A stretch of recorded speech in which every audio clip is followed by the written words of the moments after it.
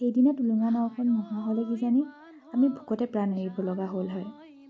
সঠিক সময়ত নাওখনৰ ব্যৱস্থা কৰাৰ বাবে মই নাৱৰীয়া আৰু আমাৰ বিনন্দ দালৈ অশেষ ধন্যবাদ জনাইছোঁ। মানুহৰ জীৱনত যে অন্ন বস্ত্ৰ বাসস্থানৰ কিমান প্ৰয়োজন তাৰ মহত্বটো মই সেইদিনাহে ভালদৰে উপলব্ধি কৰিছোঁ। এই চেগতে মই আমাৰ অংগৰাজ দালৈও ধন্যবাদ জ্ঞাপন কৰিছোঁ।